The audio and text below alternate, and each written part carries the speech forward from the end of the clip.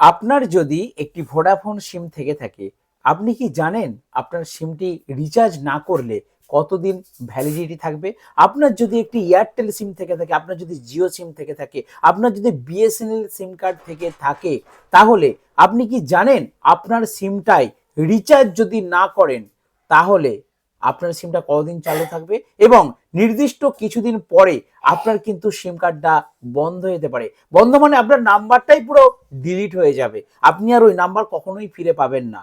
তার জন্য আপনার সিম কার্ডকে সুরক্ষিত রাখতে গেলে, আপনার সিম কার্ডকে চালু রাখতে গেলে কত টাকা মিনিমাম রিচার্জ করতে হবে এবং কত টাকা রিচার্জ করলে আপনার সিমটি কতদিন বৈধ থাকবে, বিস্তারিত জানতে গেলে আজকে ভিডিওটা সম্পূর্ণ ওয়াচ করুন। আর যারা যারা চ্যানেলে নতুন তারা অবশ্যই চ্যানেলটিকে সাবস্ক্রাইব করুন। তো শুরুতেই একটি প্রতিবেদন দেখুন। প্রতিবেদনে কি বলা হচ্ছে? এখানে বলা হচ্ছে, তো দেখুন ত্রায়ের নতুন নিয়মে কি বলা হচ্ছে। ত্রাই নিউ রিচার্জ প্ল্যান রুলস 2025। ভারতের টেলিকম রেগুলেটরি অথরিটি ত্রাই একটি যুগান্তকারী পদক্ষেপ নিয়েছে, যা দেশের টেলিকম গ্রাহকদের জন্য সুখবর বয়ে এনেছে। নতুন নিয়মের আওতায় এখন থেকে গ্রাহকদের সিম চালু রাখতে আর বড় রিচার্জের প্রয়োজন হবে না। মাত্র 20 টাকা প্রিপেড ব্যালেন্স রাখলেই সিমের সক্রিয়তা বজায় থাকবে। অর্থাৎ 20 টাকা ব্যালেন্স আপনাকে সব সময়ের জন্য সিম কার্ডের মধ্যে রাখতে হবে। তার মানে আপনি একটা যে কোনো প্ল্যান রিচার্জ করেছেন, সেই প্ল্যানের বৈধতা সাপোজ মনে করুন 1 মাস, অর্থাৎ 30 দিনের জন্য আপনি একটি রিচার্জ প্ল্যান ইউজ করছেন। তো 30 দিন পরে কিন্তু আপনার সিমটি সর্বোচ্চ কতদিন চালু থাকবে, তারপর আপনার নাম্বারটা চালু করতে গেলে কত টাকা রিচার্জ করতে হবে। দাঁড়ান আমি পাট পাট করে আপনাদেরকে বিস্তারিত বলে দিই, তাহলে জিনিসটা আরো ক্লিয়ার হবে। দেখুন কি বলা হচ্ছে এখানে। রিচার্জ না করলেও সিম চালু রাখার সুবিধা মিলবে, এই নিয়ে ট্রায়ের কড়া নির্দেশ। তবে নির্দিষ্ট সময়ের পর সেই সিম কার্ড কিন্তু বাতিল হয়ে যাবে। তো প্রথমে আলোচনা করব জিও নিয়ে। জিও কি বলছে? মেয়াদ ফুরানোর পরে, অর্থাৎ আপনি যেটা বলছিলাম যে রিচার্জ করলেন 1 মাসের জন্য, ঠিক আছে, 1 মাসের প্যাক রিচার্জ করলেন, 1 মাস শেষ হলো, তারপর আপনি আর রিচার্জ করলেন না, কতদিন সিমটা অ্যাক্টিভ থাকবে? জিওর ক্ষেত্রে বলা হচ্ছে 90 দিন সিমটা চালু থাকবে। আশা করি বুঝতে পেরেছেন। 90 দিন পরে আপনাকে পুনরায় কোনো না কোনো রিচার্জ করতে হবে। যদি আপনি 90 দিন পরে, মানে 90 দিনের মাথায়, কাজ 90 দিনের মাথায় আপনার সিম কার্ডটি টোটালি বন্ধ হয়ে যাবে। যদি আপনি কোনো রকম রিচার্জ না করেন তাহলে কিন্তু আপনার সিম কার্ড বন্ধ হয়ে যাবে। এরপর আসা যাক এয়ারটেল। এয়ারটেল কতদিন? রিচার্জ শেষ হবার পরে 90 দিন পর্যন্ত আপনার সিম কার্ড চালু থাকবে। তাহলে জিও বলছে রিচার্জ ছাড়া 90 দিন থাকবে, 90 দিন পরে আপনাকে রিচার্জ করতে হবে, না হলে আপনার সিম কার্ড বাতিল। এয়ারটেল একই কথা বলছে, রিচার্জ শেষ হবার পর, মানে 1 মাসের কি 2 মাসের আপনি প্যাক মারলেন, সেই প্যাকটা মারার পর আপনার 1 মাস কি 2 মাস চললো এবং সেই প্যাক শেষ হবার 90 দিন আপনার সিমটা চালু থাকবে। ইনকামিং আউটগোয়িং তো বন্ধ, কিন্তু সিম কার্ডের যে নাম্বারটা, সিম কার্ডটা যেটা অ্যাক্টিভিটি টাওয়ারটা থাকবে, সিম কার্ডটা চালু থাকবে। আর 90 দিন পর 91 দিনের মাথায় টাওয়ার উড়ে যাবে আর সিম কার্ডও আপনার উড়ে যাবে, মানে সিম কার্ড উড়ে যাবে না, সিম কার্ডটা বন্ধ হয়ে যাবে। চলুন এয়ারটেল জানতে পারলাম, এবারে জিও জানতে পারলাম। আরেকটা এয়ারটেলের খবর বলছে যে আরো 15 দিন সময় দেওয়া হবে, মানে 90 দিন পর বন্ধ হবে, টাওয়ার উড়বে না, 15 দিন এক্সট্রা পাবেন আপনি। সেই 15 দিনের মধ্যেও যদি আপনি 20 টাকা ব্যালেন্স না রাখেন তাহলে আপনার সিম কার্ড চিরতরে ল্যাপস হয়ে যাবে। আশা করি বুঝতে পেরেছেন। এরপর আসা যাক ভিআই, সব থেকে গ্রাহক সংখ্যা বেশি ভোডাফোন। তো ভোডাফোন আইডিয়া তারা কি বলছে? তাদের বলছে রিচার্জ ছাড়া 90 দিন সিম সক্রিয় থাকবে এবং রিচার্জ শেষ হবার পর 90 দিনের পরে যদি আপনারা ন্যূনতম 49 টাকা রিচার্জ করেন তাহলেও কিন্তু আপনার সিম কার্ডটি চালু থাকবে 1 মাস। অর্থাৎ অনলি 49 টাকা রিচার্জ করলে ভোডাফোন আইডিয়া সিম কিন্তু 1 মাসের জন্য অ্যাক্টিভ থাকবে। এটা একটা প্ল্যান, ইনকামিং আউটগোয়িং দুটোই করতে পারবেন। একটা নির্দিষ্ট ট্যারিফে আপনার কিন্তু ব্যালেন্স কাটা হবে। আর যদি, তার মানে আসলে বুঝতে পেরেছেন, ভোডাফোন আইডিয়া, এয়ারটেল, জিও, এই 4টে কোম্পানি যদি আপনার সিম থাকে, পরিষ্কার হয়ে গেল যে এরা রিচার্জ শেষ হওয়ার পর 90 দিন আপনার সিমটি সক্রিয় রাখবে, মানে অ্যাক্টিভ রাখবে।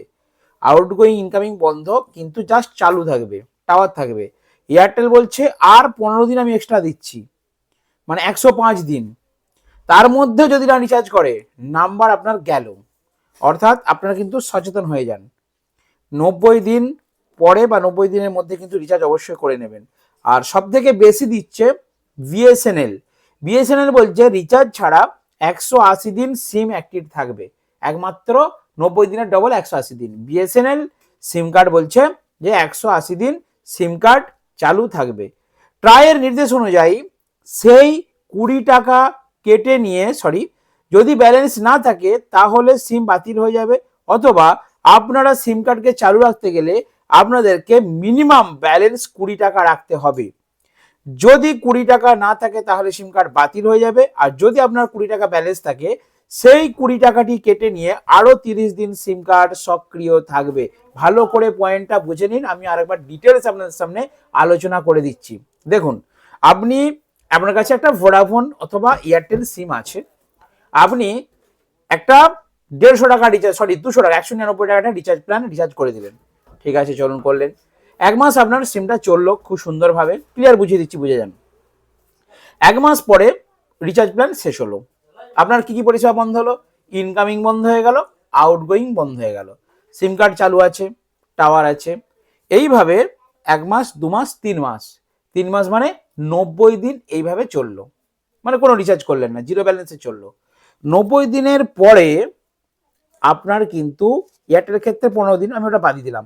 90 দিন পরে 91 দিনের মাথায় আপনার সিমটাকে যদি বাঁচাতে চান তাহলে আপনাকে মিনিমাম ব্যালেন্স 20 টাকা ওয়ালেটে রাখতে হবে। আমরা যেমন ভোডাফোনে ব্যালেন্স দেখতাম *141#, ঠিক আছে, তো সেই ব্যালেন্সে 20 টাকা টপ আপ ব্যালেন্স ভরতে হবে, রাখতে হবে। 90 দিন পরে সিম বন্ধ করে দেওয়ার জন্য কোম্পানি কিন্তু নোটিফিকেশন পাঠাতে যাবে, তখন যদি আপনার ওই সিম কার্ডে 20 টাকা ব্যালেন্স থাকে তাহলে ওই 20 টাকাটা কেটে দিবে, কেটে নিয়ে আবার 30 দিন আপনার সিম কার্ডটি অ্যাক্টিভ রাখবে। আশা করি বুঝতে পেরেছেন। আবার 30 দিন পরে যদি 20 টাকা ব্যালেন্স না পায় আবার সিমটা আপনার বন্ধ হয়ে যাবে। তার মানে বোঝা গেল, যদি আপনারা কোনো সিম কার্ডকে কোনো মান্থলি প্যাক না রিচার্জ করেন, অনলি সিম কার্ডটা নাম্বারটা, যে আমার নাম্বারটা ব্যাংকে তো দেওয়া হয়ে গেছে, আমি ইউজ করি না, সেই সিম কার্ডটা চালু রাখতে গেলে কোনো প্ল্যান যদি না রিচার্জ করেন সব সময়ের জন্য আপনাদেরকে প্রত্যেক মাসে 20 টাকা করে ওয়ালেটের ব্যালেন্স থাকতে হবে, কারণ ওয়ালেটের ব্যালেন্স 20 টাকা কাটলেই 30 দিন অ্যাক্টিভ থাকবে। এইভাবে পরপর ক্রমবর্ধমান চলতেই থাকবে। তার মানে প্রত্যেক মাসে প্রত্যেকটা সিম কার্ড পিছু আপনাদেরকে 20 টাকা ওয়ালেট ব্যালেন্স খরচ করতে হবে। 20 টাকা ব্যালেন্স ভরতে গেলে আপনাদেরকে রিচার্জ করতে হবে টপ আপ 30 টাকা, 24 টাকা পেলেন। পরের মাসে আবার 30 টাকা ভরলেন, ঠিক আছে, 24 টাকা পেলেন, মানে 4×4 = 8 টাকা আপনার থাকলো। তারপরে মাসে একটা 20 টাকা রিচার্জ করলেন। সবসময় ব্যালেন্সটা দেখে নেবেন যেমন 20 টাকার বেশি থাকে, যেই 20 টাকার কম হয়ে যাবে সঙ্গে সঙ্গে একটা টপ আপ রিচার্জ করে রেখে দেবেন, কারণ ওই 20 টাকা 1 মাস অ্যাক্টিভ থাকবে। শুধু এটা অ্যাক্টিভের জন্য, শুধু অ্যাক্টিভের জন্য, নট ইনকামিং, নট আউটগোয়িং। কোনো কলই কিন্তু হবে না এই ব্যালেন্সে, অনলি ইনকামিং, আউটগোয়িং কিছুই হবে না। শুধু সিম কার্ডটাকে চালু রাখার জন্য, অ্যাক্টিভ রাখার জন্য আপনাদেরকে ওয়ালেটে 20 টাকা ফেলে রাখতে হবে। আশা করি বন্ধুরা বুঝতে পেরেছেন।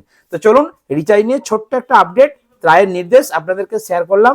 23শে জানুয়ারি থেকে এই নির্দেশ কিন্তু জারি হয়ে গেছে। নেক্সট আপডেট পেলে 10 টাকা রিচার্জে যে 365 একটা ভিডিও দিয়েছিলাম সেটা আমার মনে হয় সম্পূর্ণ ভুল ছিল।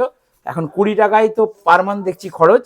জানি না এরপরে আরো কি নির্দেশ আসতে চলেছে। যদি কিছু আপডেট পাই অবশ্যই আপনাদেরকে ভিডিও বানিয়ে শেয়ার করবো। তো তার জন্য অবশ্যই আমার ছোট্ট চ্যানেলটিকে একটু সাবস্ক্রাইব করে রাখুন। দেখাবেন নেক্সট ভিডিওতে। তোমরা ভালো থাকবেন, সুস্থ থাকবেন।